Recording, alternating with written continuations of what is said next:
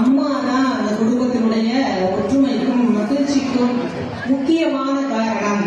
பெண்கள் இந்த சமுதாயத்தின் மிகப்பெரிய சக்திகள்.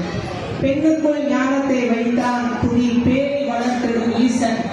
மண்ணுக்குள்ளே சில மூடர் நல்ல மாதர் அறிவை கெடுத்தார் என்று பாரதி மிக அழகாக சொல்லுவான்.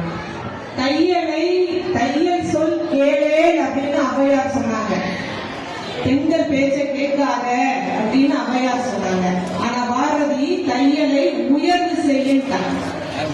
ஆப்போசிட், அவையாருக்கு எதிர்ப்பதமாக எழுதிய கவிஞன் பாரதி.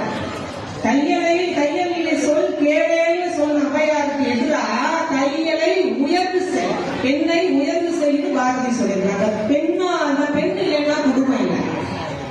பெண் இல்லைன்னா பெண் வந்து ஒரு குடும்பத்தினுடைய ஆணிலே அப்படிங்கிறதுக்காகத்தான் 10 மாசம் சுமந்து எடுத்த அம்மாவை பற்றி நமக்கு வெற்றிக்கும் தோல்வி, குடும்ப வெற்றிக்கும் தோல்விக்கும் காரணமாக இருக்கிற அம்மா தான் அப்படின்னு சொல்லி கருமையாக இந்த பெண் பேசியிருக்கிறார். சீனாவுல குழந்தைகள் பள்ளிக்கூடத்துல படிக்கும் போது அந்த குழந்தைகளுக்கு முன்னாடி என்ன போட்டு காட்டுவாங்க தெரியுமா? இந்த போர்டுல, டிஜிட்டல் போர்டுல திரைப்படம் ஓடும்.